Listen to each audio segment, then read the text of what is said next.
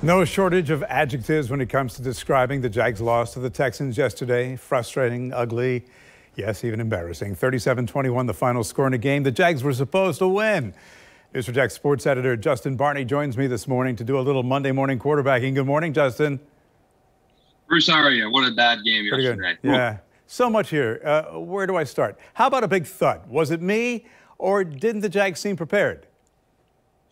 Yeah, you're not wrong about that. They seemed woefully just inadequate on so many phases, especially coaching. I thought the play calling was a little suspect and just not what you want to see for an Urban Meyer coach team. You know, he preaches details, he preaches thoroughness, being prepared for everything, and it just seemed like they were not prepared in any facet of the game. Defense was bad, play calling was suspect, and just you expected so much more. You think you expected to see what they did in that Cowboys preseason finale as opposed to what they did in those first two preseason games. So the Urban Meyer era off to a very humbling beginnings in the NFL. All right, let's talk about Trevor Lawrence. Keeping in mind he is a rookie, got to give him his just due. He made some wild throws, right?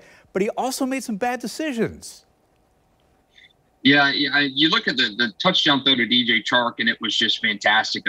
Just a rope to DJ, and he tumbled in the end zone for a touchdown. You know, the garbage time touchdown to Marvin Jones, yes, it counts as stats. But, you know, I think that a couple of those interceptions were very poor throws. The throw that Vernon Hargreaves picked off, Trevor was just locked on his receiver, and Vernon followed his eyes, and pretty easy to see that was just a mistake on his part. And his third interception, Trevor said he just lost sight of the middle linebacker, and that's something that he can improve on. I think a lot of these are correctable mistakes, but disappointing. You knew Trevor would have ups and downs, and yesterday we saw it was a bit of the downs early on. But you know, I looked back and did some research. There had been 25 quarterbacks taken number one overall, and a lot of those guys had rough NFL openers. Andrew Luck, Peyton Manning threw 3 interceptions, Sam Bradford threw 3 interceptions, Matt Stafford threw 3 interceptions in their first games as starters. Alex Smith threw 4 interceptions, and only 4 of those 25 guys won their first starts.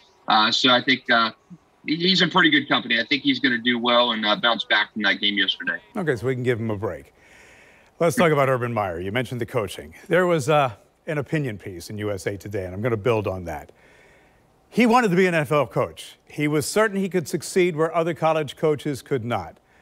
But he lost, not to Sean Payton, not to Bill Belichick, but to David Culley, who was also making his debut as an NFL coach.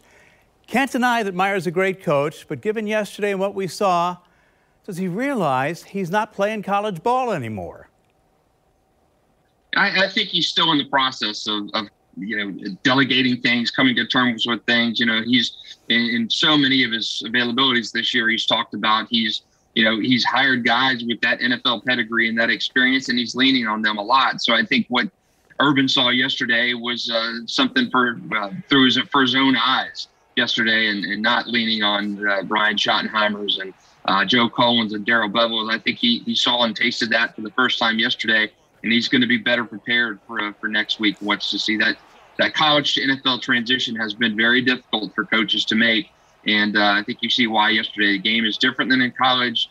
You're going to have to see and taste and experience that. And Urban got that taste of that yesterday. So I think he's going to be a little more prepared going forward. And I think the big thing with Urban is him actually experiencing these things. So often in this process, he's having to learn and pick the brains of guys who've been there and done that before. And I think getting in these games and even losing these games is only going to be better for Urban Meyer's tenure long term. So I know when you and Cole were handicapping the season, the thought was they'd win the first 2 games and 3 of the first 4 before things get tough for them. Big question now, can they bounce back?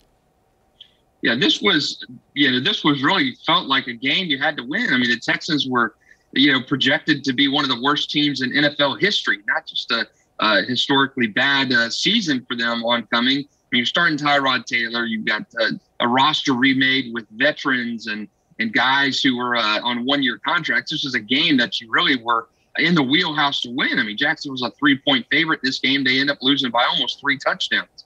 So the upcoming schedule is turning out to be a tough one. I mean, you got Denver, you've got the Cardinals after that, who actually just absolutely feasted on an offensive line of the Titans yesterday. I mean, Chandler Jones had 5 sacks, and Jacksonville's offensive line is still in a state of kind of developing.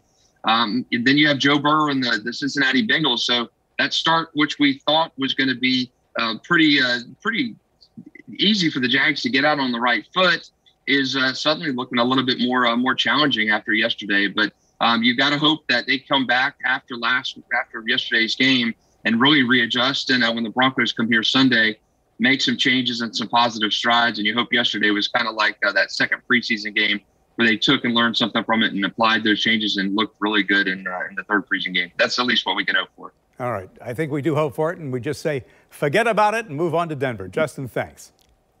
Yes.